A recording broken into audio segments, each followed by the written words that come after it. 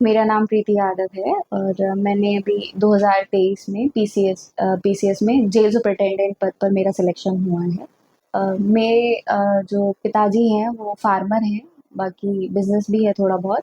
और हम 5 भाई बहन हैं और मैं 4th नंबर पे हूँ। मेरे 3 बड़े भाई हैं और एक छोटी सिस्टर है।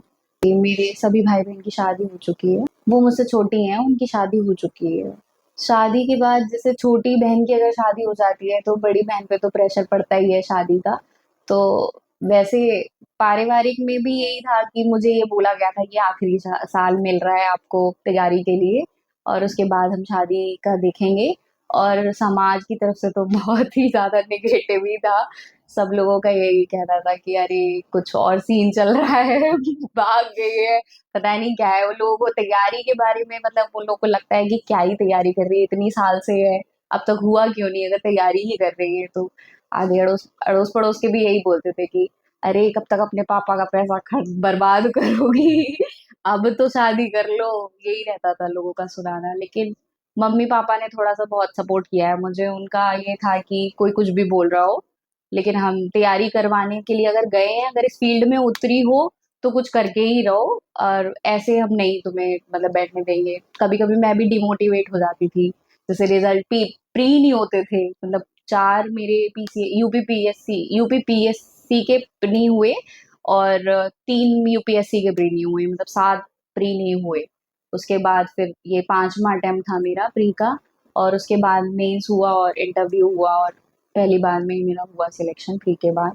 तो कहीं कहीं डिमोटिवेट होती थी, लेकिन ये था कि घर वाले थोड़ा डांटते भी थे लेकिन फिर समझाते भी थे, फिर मोटिवेट भी करते थे।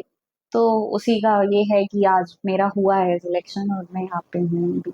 मेरा ग्रेजुएशन 2014 में हुआ है। नहीं, जॉब नहीं किया, लेकिन मैंने बीच में मास्टर्स किया था सोशोलॉजी में।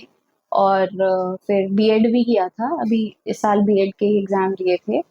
तो ये किया है, लेकिन साथ साथ में मेरी तैयारी मैं कर रही थी। बस वही था कि प्री का ही थोड़ा सा रहता था, प्री नहीं हो पा रहा था। मैं मैं खुद ही बोल रही हूँ कि मैं बीच बीच में मैं भी बहुत डिमोटिवेट हो जाती थी। एक ये 2019 वाला लोअर पीसीएस था, उसमें मेरा हुआ था, लेकिन फाइनल लिस्ट में मेरा नाम नहीं आया था, जिसकी वजह से मैं 3 महीने थी डिप्रेशन में। तो उस टाइम पे मुझे ऐसे मतलब कभी भी रोना या कभी भी कुछ भी हो जाता था। लेकिन उस टाइम पे मेरे फैमिली ने मुझे बहुत सपोर्ट किया था कि हमेशा यही बोलते थे हिम्मत मत हारो, अगर तैयारी की है पढ़ाई की है तो कहीं ना कहीं तो कामयाब होगी, बस तुम हिम्मत मत हारो। तो उनका ये रहता था कि कोई बात नहीं, हो गया, अब चलो अगले से दोबारा से स्टार्ट करो, फिर से करो, कुछ ना कुछ तो होगा ही, अगर पढ़ाई की है तो जरूर होगा।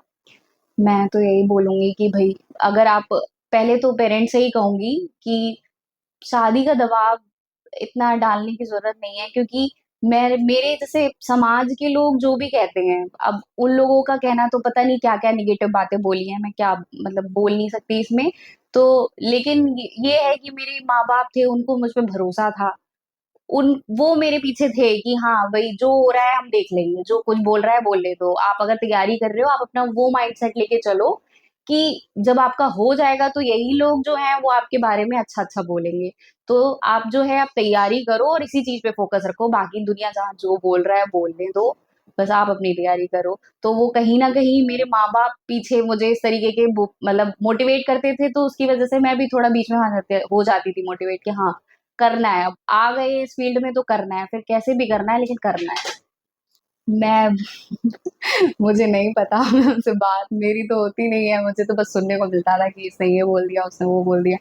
मेरी ऐसी कोई बात किसी से होती नहीं है। बाकी अगर उनको पता चलेगा या चला है मुझे नहीं पता, मतलब मैंने तो घर वालों को ही बताया है, बाकी मैंने नहीं बताया किसी को। अगर उनको पता चलेगा तो जो भी बोले हम, मैं उसमें क्या बोलूं, बस मैं मुझे जो करना था मैंने वो कर लिया, बाकी अब उसको वो पॉजिटिव वे में ले या नेगेटिव वे में ले उसमें मैं कुछ नहीं कह सकती। मैंने जीएस वर्ल्ड से ऑनलाइन क्लासेस ली थी, तो उसके बेसिक के लिए मुझे बहुत अच्छा लगा कि मेरी जो बेसिक थे उसमें बहुत क्लियर हुए। और उसके अलावा मैंने प्री की टेस्ट सीरीज भी की थी।